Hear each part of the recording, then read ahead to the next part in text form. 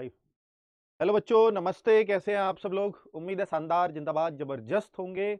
और एमपी वाले बच्चों, आपके लिए क्या है खुशखबरी?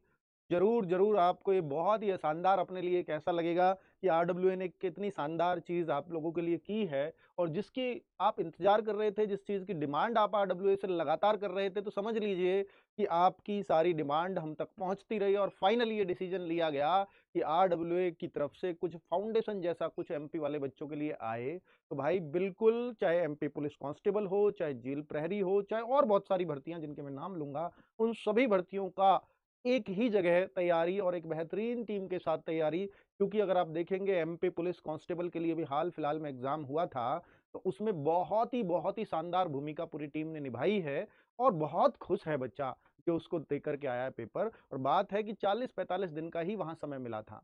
हम फिर से पुलिस कांस्टेबल की मान लीजिए फिर से वैकेंसीज आए और फिर पता चले कि फिर से 40 ही दिन मिले हैं फॉर्म से और एग्जाम में तो फिर बहुत सारा बच्चा इस वजह से भी नाराज था कि सर फिर आप तब बैच लाओगे क्या जब फॉर्म आ जाएंगे, और फॉर्म आने से तो फिर 40 डेज ही मिलेंगे। जब कैलेंडर ही हमारे पास तैयार है तो हम तैयारी अभी से क्यों ना स्टार्ट करें, जब हमें पता ही है कि इस बार एमपी पुलिस की भर्ती कब होनी है। और एमपी पुलिस ही क्यों, बहुत सारी भर्तियां आई हैं कैलेंडर में, तो हम उन सब पर चर्चा क्यों ना करें। तो मैं वो भी दिखाऊंगा और एमपी के दो हमारे स्टार टीचर्स हैं, मैं उनसे भी मिलवाऊंगा, और बाकी टीम आरडब्ल्यू की तो आपके साथ है ही। तो मेरे भाई ये है आपके बोर्ड का कैलेंडर, एमपी क्या बोलते हैं, एमपी ईएसबी। ये ईएसबी का कैलेंडर है जो जारी हो चुका है बच्चे। इसमें एमपीएसबी के द्वारा जो आयोजित संभावित परीक्षाएं हैं, देखिए बहुत सारी तो इसमें दी हुई हैं, लेकिन मैं जो बैच के बारे में आज बात करूंगा तो वो किस किस में बहुत हेल्प करेगा। देखो, जैसे आपकी क्षेत्र रक्षक, जेल प्रहरी और सहायक जेल अधीक्षक, ये मार्च 2026 में ही इसका एग्जाम डेट दी हुई है। आगे अगर देखते हैं, इसका फॉर्म डेट नहीं आई ना अभी, अभी फॉर्म नहीं आया। देखो अब कितना मुश्किल होता है बच्चों, आपको ये एग्जाम डेट दे दिया मार्च, लेकिन जनवरी खत्म होने को है, अभी तक फॉर्म नहीं भरवाए गए हैं। तो अब आपको ये भी लग रहा होगा कि सर ये तो फिर हटेगी। इसलिए नहीं हटेगी क्योंकि अगर आप देखते हैं तो ये 40 डेज के आसपास ही देते हैं। अब 40 डेज अगर मैं इससे देखूं और ये मार्च में मान लीजिए 20 के आसपास शुरू करें, तो उस हिसाब से 10 फरवरी के आसपास आ भी जाएगा इसका नोटिफिकेशन।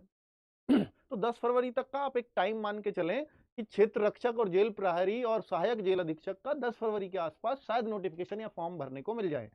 समूह 2 या उप समूह 4 पटवारी सहित जो भर्तियां हैं वो सारी संयुक्त भर्ती के अंदर आती हैं। तो भैया इसमें जो है अप्रैल 2026 में आपका एग्जाम लगा हुआ है, तो इसकी तैयारी। साथ में एमपी पुलिस कांस्टेबल लगभग 7500 पद, आपको पता ही है कि अगले 3 सालों तक भर्ती होनी है एमपी पुलिस के अंदर।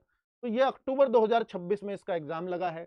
इसका भी अगर आप फॉर्म देखेंगे तो अगस्त और सितंबर में फॉर्म आएंगे। अब आप सोचो कि अगस्त सितंबर में फॉर्म आएंगे, तब से कोई तैयारी स्टार्ट करेगा तो अक्टूबर के पेपर कैसे दे पाएगा, है ना। तो इसकी तैयारी भी हमें एक वेल बिफोर टाइम शुरू करनी ही पड़ेगी, और यही आरडब्ल्यूए का कदम है कि भाई आपकी इन तैयारियों को ध्यान में रखते हुए हमें ये बैच शुरू करना चाहिए। तो मेरे भाई, ग्राम पंचायत सचिव 23,000 पद आने हैं, बहुत बड़ी भर्ती ग्राम पंचायत सचिव की, जिसका हर बच्चा लगभग वेट कर रहा है। इसको अब आप कहोगे सर ये तो ईएसबी के कैलेंडर में है नहीं, पर ये कैलेंडर में नहीं है, पर ये भर्ती आएगी ऐसे उनको, क्योंकि उन्होंने तो कैलेंडर में एक खाना पूर्ति की है कि उनको निकालना था और उन्होंने निकाल दिया। लेकिन अभी कुछ भर्तियों को उन्होंने छोड़ा हुआ है, छात्रावास अधीक्षक की भी कैलेंडर में भर्ती नहीं दे रखी है, पर भर्ती ये भी आनी है, तो लगभग 5,000 पद इसके भी आने हैं। ठीक है, क्योंकि ये दोनों भर्ती अनाउंस्ड है और इसी साल के लिए अनाउंस्ड है। तो अब आप सोचो कि भाई ये कभी भी आएंगी, तो इसका एग्जाम भी फिर 40-50 दिन बाद हो गया, तो फिर कैसे तैयारी कर पाओगे, क्योंकि यही ट्रेंड रहा है एमपी में। एमपी होमगार्ड की भर्ती भी अनाउंस हुई है और कई बार इसकी चर्चाएं चली हैं, आपको पता ही है। तो लगभग 5,000 पद इसके भी आने वाले हैं। तो इन सभी भर्तियों को ध्यान में रख करके आरडब्ल्यूए जो बैच लेकर के आ रहा है, इन सभी भर्तियों को ध्यान में रख करके लाया है। उस बैच की बहुत ही सस्ती कीमत भी हम लोगों ने रखी है ताकि हर बच्चा अफोर्ड कर पाए, क्योंकि एमपी में हमें पता है कि भाई किस तरह के बच्चे हैं। एमपी हुआ, यूपी हुआ, बिहार हुआ, सब में एक जैसा ही कल्चर है, और सभी के बच्चों की एक ही चीज होती है कि सर सस्ते से सस्ता बैच दिया जाए।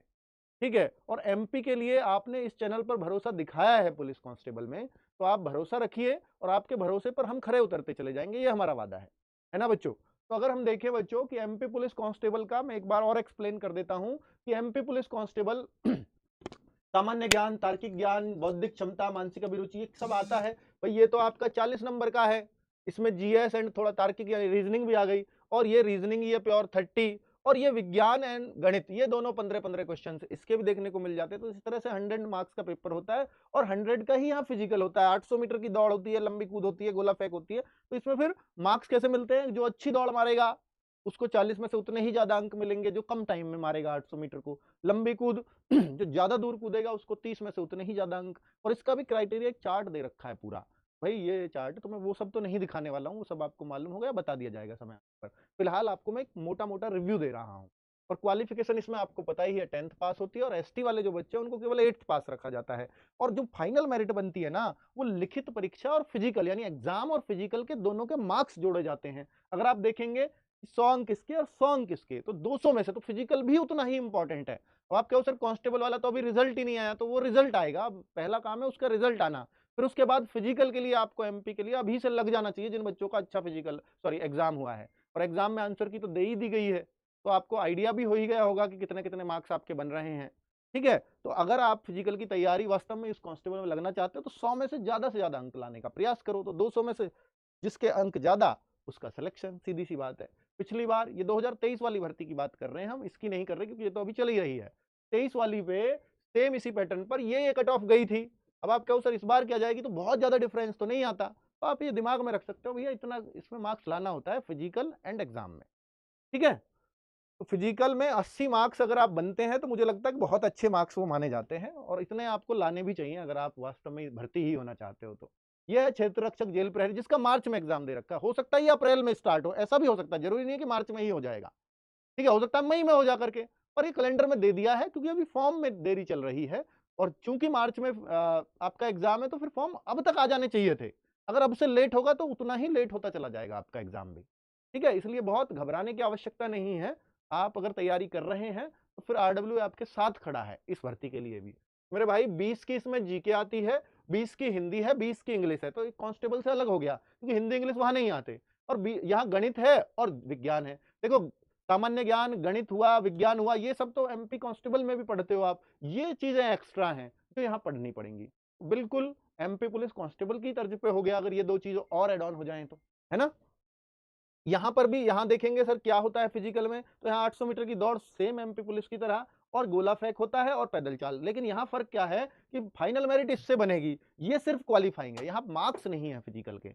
यहाँ सारा दारोमदार एग्जाम के ऊपर होता है। चलो 2 घंटे का पेपर है।